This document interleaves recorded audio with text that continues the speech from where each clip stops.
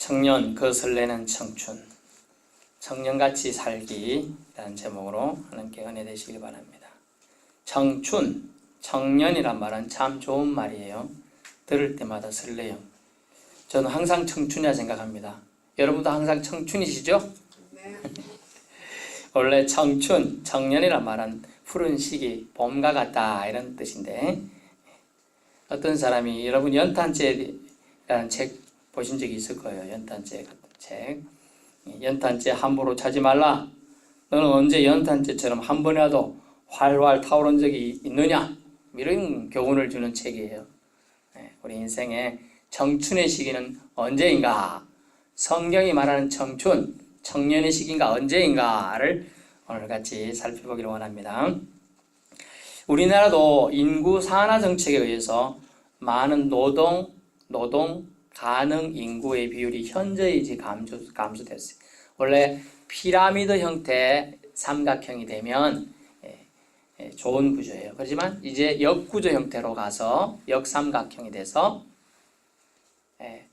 노령인구가 훨씬 많아지고 있는 구조로 가고 있기 때문에 아주 힘들다 이런 표현이에요. 심지어 어떤 사람들은 2046년경에 가면 2046년경이 되면 한국이 지구 역사에서 사라진다 그런 얘기예요. 많은 걱정 섞인 말들을 합니다. 삼천리반도 금수강산 하나님 주신 동산. 삼천리반도 금수강산이 그대로 있는데 사람이 없다니 그럴 리가 있겠습니까?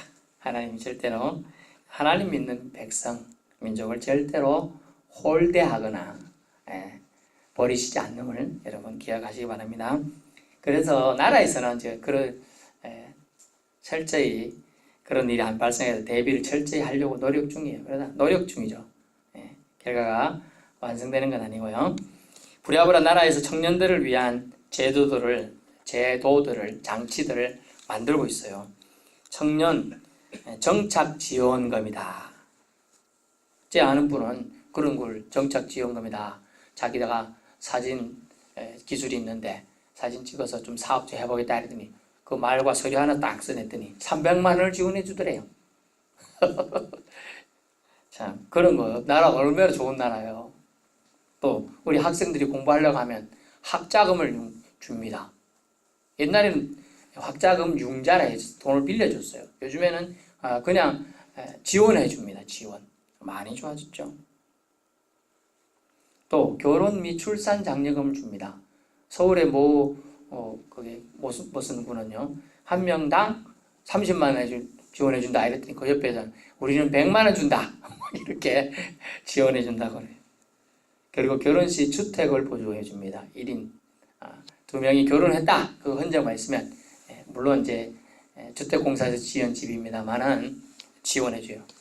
무상 임대를 해주는 거죠. 20년 뭐 이렇게 또 자녀 한 명이 출생할 때마다 또 얼마를 지원해 준다 이런 거 많은 정책들이 나오고 있어요. 하지만 삼포 시대가 거의 이제 정착이 되고 있는 시점이라 안타까워서 오늘 청년주의를 맞아서 저는 얘기 드리고 삼포가 뭐냐? 청년들이 연애를 포기한대요. 연애를 포기하니까 결혼을 안 하죠. 결혼을 안 하니까 애를 못 낳아요. 안타까운 시대가 되었어요. 게다가 드디어 이제 애를 낳았다가 해도 이제 내 자식을 안 키운다. 옛날에는 서로 만약 혹시 이혼이나 이런 불미스러운 일이 생길 때 서로 키우려고 그러는 이제는 내가 안 키운다. 이제 이렇게 가는 거죠. 이제 사람에 대한 존중감이 아주 희박해지는 시대가 되고 있다는 안타까움이죠.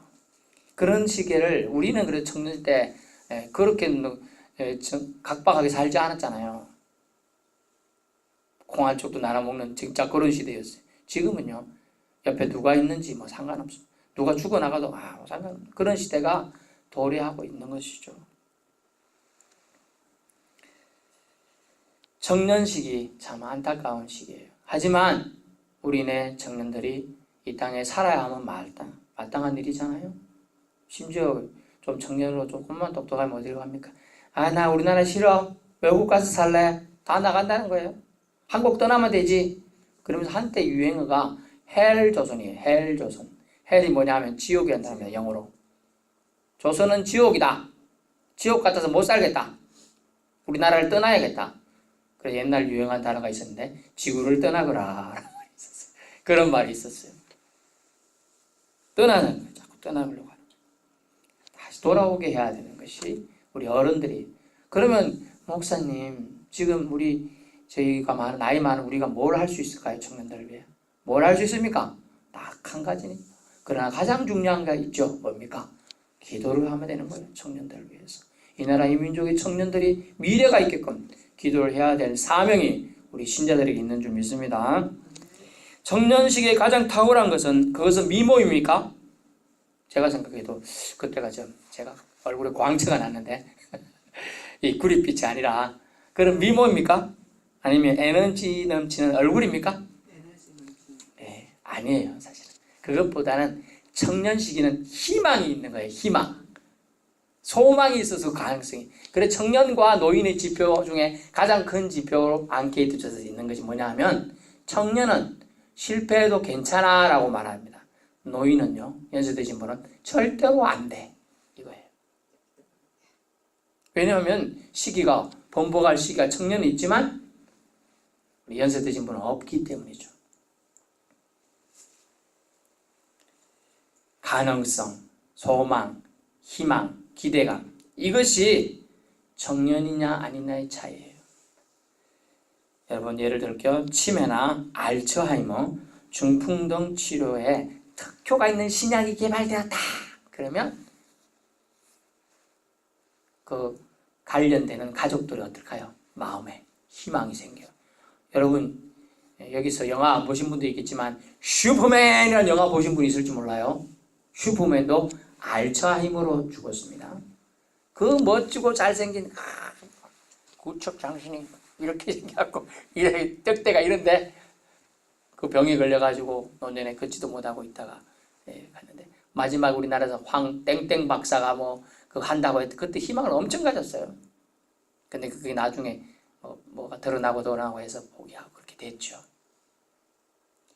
신약이 발견됐다, 발명됐다는 소리만 들어도 사람들은 막 기대감이 부풀어서 나 치매가 나을 수 있다, 알츠하이머가 나을 수 있다, 중풍도 고칠 수 있다 이런 생각 안 합니까? 할 수 있어요. 그건 무엇 때문이에요? 기대감 때문에. 살 수도 있다, 고칠 수 있다는 그 희망 때문에 그렇다는 것이죠. 청년은 청년 자체로 아름답습니다. 그것은 하얀 백지 위에 써야 될 내용이 아직까지는 무궁무진하기 때문인 줄 믿습니다. 그래요. 가능성이 있기 때문이죠. 가능성은 무한대로 아직 열려있기 때문에 청년이라고 하는 겁니다. 본문은 주께서 권능의 날에 역사하실 은혜를 말씀합니다. 주님의 권능의 날, 주께서 성령의 능력을 통하여 역사하시는 시대를 말하는데요. 이 날은 오순절 강림 이후, 물론 시편 110편에 다윗이 기록했느냐, 그때 당시하고 예수님 오시고 오순절 있을 때까지 시간 차이가 많습니다만 우리는 이미 그 시기를 지나온 신학까지를 보았기 때문에 오순절 강림 이후 지금까지 다 성령시대예요. 성령시대. 그래서 거룩한 옷을 입은 주의 백성들이 헌신한다, 드린다, 드릴 헌, 몸신, 몸으로 드린다, 바친다는 뜻이에요. 의와 거룩한 행실로 단장한 모습으로 한다는 뜻입니다. 그래서 새벽 이슬 같은 청년은 그렇다면 무엇을 말합니까?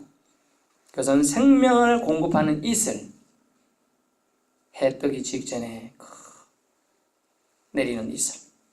그것은요, 만물을 소생케 하고 자라게 하는 영양분을 공급하기 충분하기 때문에 본문에서는 새벽 이슬 같다라고 비유해주고 있는 겁니다. 한 나라의 흥망성쇠는요, 청년에 달려있는 겁니다. 청년들이 살고 싶은 나라가 되어야 된다는 것이죠. 한국은 희망이 없다는 말들이 쏟아져 나올 때 우리 어른들의 마음은 어떨까요?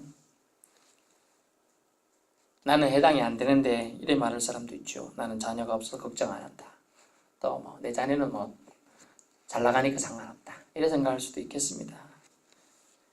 하지만 우리는 더 지경을 넓혀야 합니다. 기도의 손을 모아 이 나라의 민족과 청년을 위해서 기도해야 되지 않겠습니까?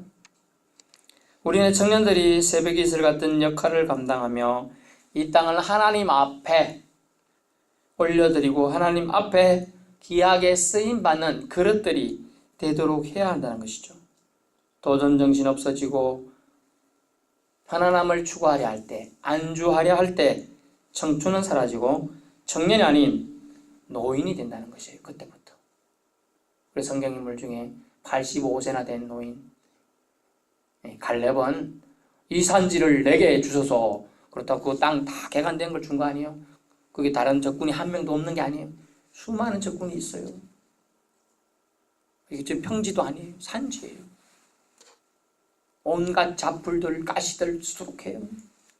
근데 내게 주소서란 거 말하고 그 말에 내가 갖고 싶다.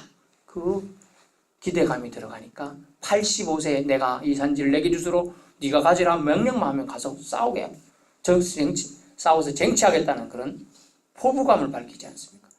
그 85세 노인이 아닌 거예요. 청년인 겁니다. 심령은 청년이. 전에도 말씀드렸잖아요. 여러분 80대 할아버지나 20대 청년이나 영은 어떻게? 똑같아요. 똑같아. 단지 몸의 기능이 차이가 날 뿐이에요. 이제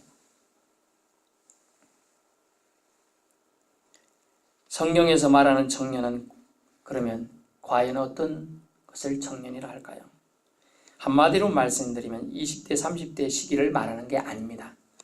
영적으로 초보적인 신앙을 연단으로 다져가지고 콩콩콩 다져가지고 장성한 신앙인이 되는 것을 청년이라 한다는 거예요. 성경은. 다시 말하면 영적으로 초보적인 신앙을 연단으로 다져서 훈련을 받아가지고 장성한 신앙이 되는 걸 청년이에요. 그럼 여러분의 청년이 우리 교회 같은 누가 될 수 있어요? 권사님이나 집사님이나 이런 사람들이 영적으로 청년이 되는 거예요. 신앙이. 저는 그냥 성도인데요. 성도도 청년이에요. 영적으로 성숙만 하면. 청년은요, 혈기가 왕성한 시기죠. 하지만 성경에서 말하는 청년은요, 혈기가 왕성한 시대가 아니라 혈기 상태의 자신과의 싸움에서 이긴 사람을 말한다는 거예요. 혈기 상태의 자신과의 싸움에서 이긴 사람을 말한대요. 요한일서 2장 13절 14절 제가 읽어드리겠습니다. 요한일서 2장 13절 14절 내용들이 있어서 13절의 청년 부분만 청년들아 내가 너희에게 쓰는 것은 너희가 악한 자를 이기었음이라. 아멘. 14절에도요. 청년 부분만 보겠습니다. 청년들아 내가 너희에게 쓴 것은 너희가 강하고 하나님의 말씀이 너희 안에 거하시며 너희가 흉악한 자를 이기었음이라. 아멘. 청년은 이긴 자를 말하는 겁니다. 자신의 혈기 상태를 이긴 사람. 이것을 청년이라고 성경은 정의 내리고 있어요. 그러면 새벽 이슬이란 표현이 나오잖아요. 새벽 이슬이라 표현되는 구절은요. 조용하고 고요한 밤의 정점에 내리지만 촉촉히 대지를 적시고 만물을 신선하게 하여 새롭게 하면서 생명을 불어넣어주는 거예요.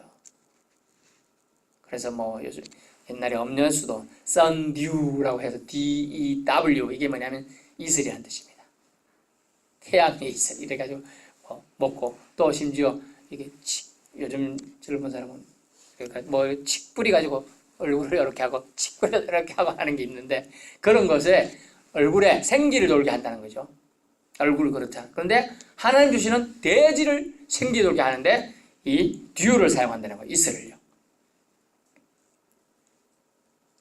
이를 위해 주님은 예수 안에서 변화를 받아 고유한 인격체로서 변화된 예수 그리스도의 제자를 주님은 새벽 이슬로 표현하고 있습니다. 겸손한 주님의 도구라 하는 것이죠. 새벽 이슬처럼 주님의 청년, 즉 신앙의 성숙자, 영향력이 고결한 주님의 사람으로 쓰임받아야 한다는 것이죠. 쓰임받기 위해서는 우리는 새벽의 이슬 같은 청년이 되어야 돼요. 청년. 주님의 청년이 되어야 돼요. 그러려면 어찌해야 될까요? 첫 번째는 참 신앙의 모범이 우리에게 있어야 합니다. 참 신앙의 모범이 있어야 된다. 본문에는 어떤 모범입니까? 절거히 헌신하니 라는 표현 보셔요. 즐겁게 헌신한다. 예, 여러분 교회 일을 함에 있어든 세상 일을 함에 있어든지 즐겁게 기꺼이 하는 사람을 이길 사람이 당할 자가 없어요. 제가 군대 얘기를 좀 잘 안 하지만 한 달에 한 번 정도 하나, 두 달에 한 번 하는지 모르겠는데, 예. 군대에서 정말 3년 반을 버티려니까 지겹고 지겨워서 못 버티겠더라. 한 3년 반까지 안 되겠네요. 3년 정도 못 버티. 시계가 왜 이렇게 시간이 안 가는지. 오늘도 눈을 떴네. 또 일해야 되나? 또 뭐 훈련 받아야 되나? 총 쏴야 되나? 풀 뽑아야 되나? 군대에서는 총만 쏘고 총기 손질만 하는 줄 알면 큰 오산이에요. 땅도 파고 반은 땅 팝니다. 훈련 나가면 땅을 파야지 그 진지를 구축하거든요. 그리고 거기다 텐트를 쳐요. 거기서 한 며칠 또 4박 5일 거기 삽니다. 텐트 치고 살아요. 그리고 내내 총기 손질하고 훈련 뛰고 저 앞에 적군 가면 수류탄 던지고 막 그렇게 하는 거예요. 이 똑같은 일을 처음에는 한 달 정도 하니까 새롭잖아요. 그래서 내일 무슨 일일까 생각하는데 이제 2년 3년 되면 지겨워. 내일 뭐 하겠네. 다 알아요. 지겨워 이것도. 하기 싫어 죽는 거예요. 하기 싫어 죽어요. 근데 화장실에 이렇게 써놨어요. 누가 피할 수 없는 길이면 절기라 이렇게 써놨어요. 와, 왜 이런 명언을 화장실에 적어놨구나. 요즘처럼 화장실이 깨끗한 화장실이 아닙니다. 퍼세식이에요. 그냥 그 냄새 나고 막 그런데 그래 써놨어요. 어차피 피할 수 없는 일이라면 즐겁게 해야 한다. 참 말이 안 되는 것 같은데 어차피 해야 될 건데 나라도 어차피 기분이 좀 그래서 즐겁게 하는 사람들을 병사들도요 장교들이 뽑아서 군대 휴가를 보내주는 겁니다. 저 사람이 맨날 휴가를 잘 간다. 뭔게 특징이 한 가지 있었어요. 물론 그 고참은 저보다 나이는 한 살 어렸는데 발차기를 잘합니다. 태권도 유단자였어요. 2단 3단. 근데 딱 그것 때문에 가는 건 아니고 본게 잘 웃어요. 군대에서 뭐 좋은 일이 있겠다고 잘 웃겠습니까? 그냥 웃는 상이야. 이름도 기억나네요. 선주라고 남자 이름이 여자 같아서 선주 기억나네. 하도 얼굴도 곱상하게 생겼어요. 여자같이. 근데 발차기 하나는 얼마나 예술적인지 촥 그냥 일자입니다. 와. 저는 군대 가기 전에 태권도 단정을 안 따서 그거 가서 따는데 다리 찢기부터 다리를 찢는데 얼마나 다리가 아프지. 고통 중에 단정을 땄는데 즐겁게 헌신하는 거예요. 우리가 예수 믿는데 즐거움이 사라지면 누가 우리 보고 예수 믿겠어요? 우리가 즐겁게 예수 믿고 교회 갔다 오면 웃는 얼굴 가야지. 이제 차에서 내리서 아이고 허리 아프다 이렇게 하고 인상 싹 쓰고 가면 저 사람 교회 갔다 오면서 인상만 쓰고 오네 이렇게 생각하는 거예요. 제발 누가 보고 있어요. 웃으세요. 웃어. 하다못해 우리 코미디 프로 웃으면 복이 옵니다. 그거 다 사실인 거예요. 이왕에 웃는 사람 직장에 채용하지 인상 팍 쏘고 있는 사람은 그 자기 직장의 얼굴로 쓸 사람 없습니다. 여러분 얼굴은 뭐라고요? 행복 전도지. 전도지. 여러분 얼굴이 전도하는 전도지가 되는 거예요. 웃어야 된다. 그래서 즐거이 헌신하는 모습을 모범으로 보여야 한다는 거예요. 그래서 봉사나 섬김에 갖다 억지로 하면요 보는 이도 힘들고요 섬김 받는 입장도 힘이 듭니다. 자, 세상 일도 즐겁게 하는 모습이 감동을 받고 모범이 되고 기감이 되어 저런 분의 삶은 아름답다 이렇게 돼야 되죠. 기독교인은 아니지만 천주교인이던 테레사 수녀는 얼마나 헌신을 했습니까? 평생을 돌아갈 때까지 그 인도 지역의 빈민가에서 온갖 병자들을 수발들면서 헌신할 수 있어요. 즐거이 헌신하지 않고는 50년, 60년 그렇게 할 수가 없는 겁니다. 또 손양환 목사님 그 마음에 주님 품은 즐거움이 있으니까 자기 아들을 총으로 탕탕 쏴 죽인 그 공산 땅을 자기 양아들로 삼아가지고 보호해 주는 거예요. 다른 사람이 이 사람은 사람들 많이 죽인 사람이니까 사형시켜야 됩니다. 막 이러니까 내가 이 사람 그래도 사람 만들 테니까 죽이지만 마시오. 이렇게 해가지고. 그 사랑의 원자탄이라는 말이 그냥 지어주는 게 아니에요. 그 마음에 주님 때문에 모든 것이 받아들일 수 있는 즐거움이 있었기 때문에. 주기철 목사님 어때요? 일제치하의 사람들이 당신이 예수 안 믿고 이렇게 하면 모든 걸 당신이 하는 그 교회 당신이 거 다 안전하게 해주고 당신 부모 안에서 신경 안 쓰게 다 해주겠다. 변절해라. 하나님이 신이 아니고 우리 천황폐하가 신이라고 말 한마디만 해줘라. 막 이렇게 얘기할 때 나는 하나님만 믿겠습니다 하면서 자신의 십자가를 지고 자기 걸음을 옮기는 거예요. 죽음으로 가는 거예요. 그래서 결국 옥살을 했죠. 나도 저분처럼 믿고 싶다는 목소리가 들려오려면 얼마나 즐겁게 헌신해야 되겠습니까? 즐겁게 헌신하는 모습이 우리에게 있어야 된다. 그게 참 신앙의 모범이 된다. 그런 모습을 주님은 새벽의 이슬 같은 청년이라고 말하고 있습니다. 두 번째는요, 행실을 깨끗게 함으로 이것이 가능한데 시편 119편 9절에 보면 청년이 무엇으로 그 행실을 깨끗게 하리까? 주의 말씀을 따라 삼갈지어다 라고 말하고 있습니다. 예나 지금이나 귀하고 소중히 여김받고 쓰임받는 사람은요, 그 주변과 자신이 깨끗한 사람들이었습니다. 청년은 시행착오가 있을 수 있겠습니다만은 성경적 청년은 성숙한 신앙인을 말합니다. 성숙된 신앙인은 자신을 돌아보며 산다는 것이죠. 말씀의 거울 앞에 자신을 비추어 봅니다.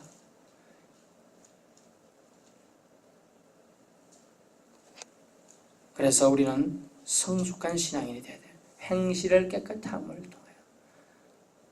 자기는 예수 믿는다고 하면서 술은 고주망태가 되도록 먹고 술 기운에 자기 하고 싶은 말을 마을에 술만 먹었다 하면 가가지고 시비를 걸고 이러면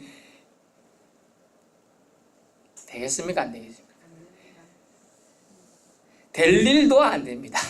저놈 예수 믿는다고 나 저놈 믿는 예수님 안 믿을래 이렇게 되는 거예요. 그래서 정말 힘들어요. 그래서 사도 바울이 그랬잖아요. 우리 신자들은 많은 예수 믿는다는 것 때문에 손해를 보고 절제를 하며 사는데 만약 우리가 마지막 때 구원이 없다면 부활이 없다면 누가? 우리 예수 믿는 사람이 가장 불쌍한 자라고 표현해 주고 있습니다. 마지막으로는요, 우리가 고결한 주님의 사람으로 신앙의 성숙자로 성경적 청년으로 쓰임받으려면요, 무엇이 필요한가 하면 예배자로서의 기쁨이 회복되어야 한다고 합니다. 예배자로서요. 주님의 권능의 날, 주님의 호를 휘두르는 날, 메시아의 통치하시는 날, 주님의 다스림이 가득 차 있는 이 우주 공간에 살고 있음에 대한 감격이 있나요?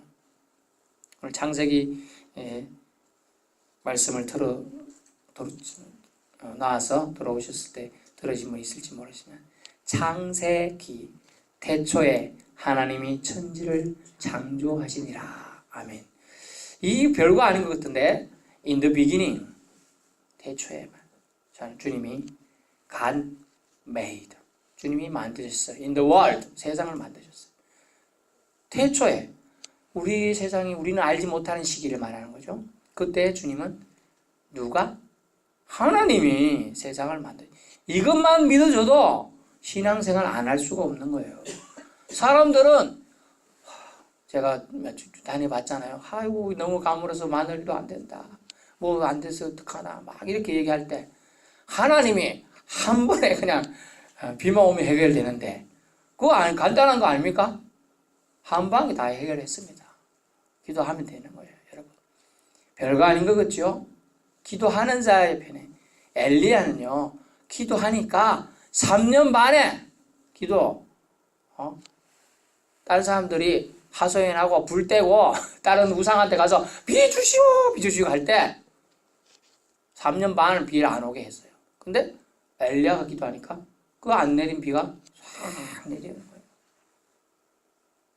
여러분이 기도하는 사람이 되어야 돼요. 그러면 여러분 주변에 사람들이 몰리게 돼 있어요. 여러분이 통하여 하나님이 역사하시는 걸 보게 된다는 거예요. 주님의 메시아로서의 통치, 그것이 하나님이 세상을 창조하셨다는 것만 믿으시면 되는 거예요. 그리고 하나 더 있는데 요한복음 3장에 있죠. 하나님이 세상을 이처럼 사랑하사 독생자를 주셨으니 누구든지 저를 믿으면 구원함을 받으리. 이렇게 나가죠. 멸망하지 않고 영생을 받게 되는 거예요. 누가? 하나님이 세상을 사랑해갖고 이토록은 이처럼은 정말로라는 뜻이죠. 정말로 사랑해가지고 독생자 예수님을 이 땅에 주셨는데 독생자 예수님만 믿으면 우리들은 멸망치 않고 구원을 받는다는 거예요. 이 양대 진리, 구약 대초의 1장 1절 창세기 1절, 하나님이 천지를 창조하셨다.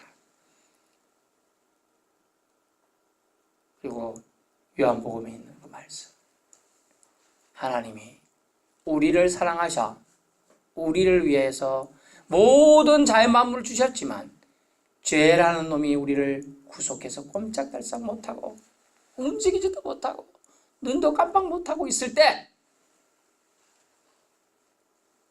하나님의 섭리로 구원의 계획을 작정하셨는데 그것은 예수님을 우리를 위해 보내신다는 거예요. 그래서 죽이신다는 거예요. 그래서 그를 통하여 다 대속해 주신다는 사건이었습니다.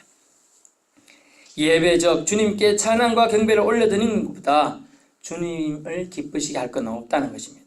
주님의 통치가 이 땅에 바르게 펼쳐지도록 예배를 통해 공급받아야 합니다. 예배를 통해 주님의 뜻에 어긋난 삶이 되지 않도록 예배 자체의 은혜를 누려야 주님의 은혜 받은 자로서 쓰임받을 수 있는 것입니다. 청년으로서 살 수가 있는 거예요. 예배가 짐이 됩니까? 그래서는 안 되죠. 생명을 다시 재충전받는 회복의 자리, 기쁨의 시간이 되어야 한다는 거예요. 예배 올 때 설레임 가지고 왔다면, 설레임이라는 커피가 있는데 커피 우유가 그런 거를 생각해 보세요. 그것만 먹어도 아이고 내가 기쁘지 이런 생각하는 것처럼 설레임, 주님에 대한 기대감을 가지고 와야 돼요. 오늘 집을 나서기 전 기도했나요? 오늘 받을 은총 위해 감사했나요? 그런 마음을 사모하는 마음을 가지고는요 다 받아요. 주님이 주신다는 거예요. 공짜, 사실은 여러분 공짜 없어요. 성경의 공짜, 우리는 구원을 공짜로 받고 영생을 공짜로 받았지만 그 대가는 누가 치르셨어요? 하나님의 아들 예수님이 치르신 거예요. 다. 그것을 우리는 누리면 돼. 공짜로 받았으니까 우리는 공짜로 나눠주는 일까지 해야 한다는 거예요. 그것이 주님이 이렇게 말, 너희가 내 자녀인 줄 알리라. 너희가 서로 사랑하면 세상에 너희가 내 제자인 줄 알리라 했어요. 그 사랑의 방법은 어떤 것인가 생각해 보시기 바랍니다. 결론입니다. 성경적 청년은 나이가 젊고 패기 넘치는 단을 뜻하는 것이 아닙니다. 성경은요, 희망을 예수님 안에서 품고 살아가며 자신의 욕심적인 자아를, 즉 혈기를 이긴 상태의 사람을 말해요. 신앙으로 성숙한 사람이 청년이라 일컬어질 수 있습니다. 청년으로 쓰임받고 새벽의 이슬처럼 귀한 자가 되려면요, 참 신앙의 모범된 본보기를 보여주는 삶을 살아야 되지 않겠습니까? 육신적인 행실을 깨끗게 함으로, 왜요? 건전한 정신과 영은요, 육신과 충돌이 생기면 안 됩니다. 아무리 정말 좋은 사람하고 영적으로 뛰어난 사람도 몸에 병이 들어보세요. 할 수 있을까요? 못합니다. 새벽 제단 쌓고 싶습니다. 근데 아파요. 너무 고열이 열이 나서 거동도 못하겠습니다. 올 수 있습니까? 못 옵니다. 그러므로 육신이 안 아프도록 하기 위해서는 영을 잘 다스리고 또 영이 쾌활할 수 있게 되는 육신을 잘 다스려야 돼요. 주님의 청년으로서 새벽 이슬처럼 세상을 주님의 세상으로 변화시켜갈 청년들이 되시기를 축원합니다. 신앙의 청년들이 되시기를 축원합니다. 기도하겠습니다.